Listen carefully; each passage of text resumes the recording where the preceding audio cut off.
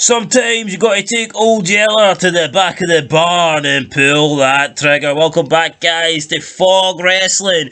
Easy E is back, but he's not back with an easy decision, but he says nonetheless he would do the right thing, and if Ring of Honor was a horse, he would put that horse down. Eric Bischoff was speaking on his 83 Weeks podcast, and we all know how much Eric Bischoff loves horses, but according to him, ROH Ring of Honor is a sick horse. It's a horse that can't be saved. It is a horse that has had its last gallop, and at this point you're maintaining the horse, you're feeding the horse, you're giving the horse water, you're giving the horse hay, and it's got nothing to say. It's giving you nothing back. Nah, it's giving you nothing.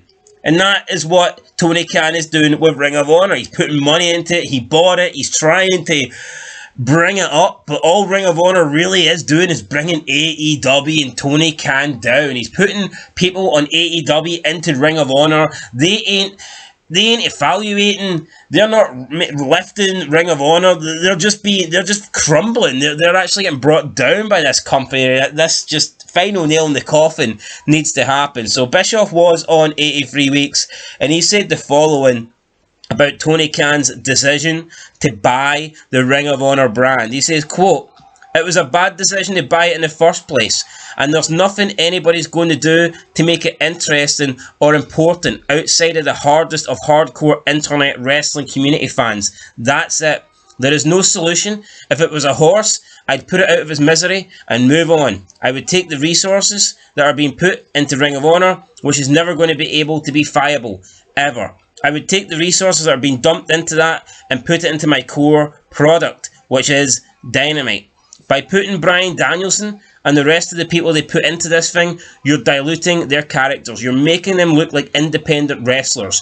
You're not evaluating their characters in any way, shape or form. In fact, you're doing the exact opposite. It's really unbelievable to me. I don't know what the drive is. Is it ego? Is Tony just like, I did this and I'm going to prove I can make it work? It's certainly not because it's a great revenue opportunity. It dilutes the core product. It's being shoved down the audience's throat and they're gagging on it. They're gagging on it. AEW did what? 850,000 viewers with Christian and Edge last week after they did their best to build it up, and that's all you can bring in. You got to ask yourself why. It's a really powerful word, but why? Why aren't fans spending more time with AEW product? Why is Dynamite unable to break 1 million viewers more than once or twice or 3 times a year? What is it about this brand? It's the product. It's the way the characters are being developed or not being developed. It's focused. It's vision. It's a lot of things. But Ring of Honor is just a distraction, and it dilutes the core business. It dilutes the characters that are part of it. It's almost embarrassing to me that it's happening. I don't understand it at all. I hope it works. I hope a year from now you can go, remember when you said, and I'd have to admit that I was wrong. But so far, when it comes to AEW, I've been right far more often than I've been wrong. And I said for 2 years, just focus on the core product. Focus on Dynamite. Not all of these other shows. You don't have the creative infrastructure or a formula or a vision that's working. So if you don't have a formula or a vision that's working and you don't see any kind of upward growth in your product, why would you expand it? End of quote. Eric Bischoff, right on the fucking money there. I know it was a bit of a wordy paragraph, so to speak, and I probably botched a bit of it, to be honest, but still, now I can breathe. It's finally over. I felt like I've just read Eric Bischoff's book again, but his points there are spot on. I mean, Dynamite was never that successful. Why the fuck did they think it was a good idea to bring more shows? I mean, they brought out Rampage, and I mean, apart from CM Punk really being on the second show, it was never successful. That's the only time it broke 1 million viewers. Not even the premiere could do 1 million. The only time Rampage ever did 1 million was with CM Punk's debut. And then they brought out Collision, a show basically just for CM Punk, because the Elite and everyone else are little bitches and they just wouldn't work together with Phil Brooks, even though he was willing to try and put things in the past. And then you have AEW Dark, and you have all these other shows. Then he buys Ring of Honor, and he's bringing Ring of Honor championships that mean fuck all on to the show, and he's having Joe as the Ring of Honor champion, and then Joe ends up like just giving up the belt, and that just shows you what he thinks of Ring of Honor. I mean, Joe literally just tossed the fucking belt away after having the longest reigning Ring of Honor world title run ever. He just gave it up. so he could challenge for the AEW title, and that's what Ring of Honor is. It's nothing. It's meaningless. It's fuck all.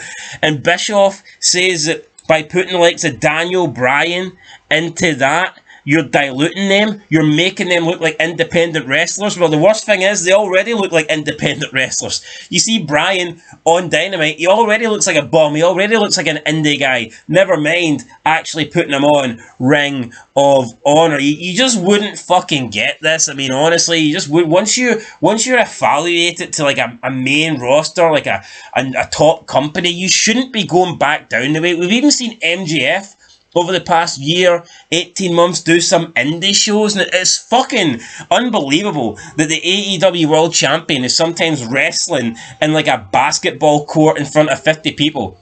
Unbelievable. I mean, maybe, I know Tony Khan won't do it, but if there's any chance for AEW, then he probably needs to give it up. He probably needs to realise that he's not the man to take it forward and possibly bring in someone like Bischoff. Seems like Bischoff has learned maybe from the WCW days of having all these extra shows and having the 3-hour Nitro and adding in the Thunder. Maybe it wasn't a good idea with hindsight.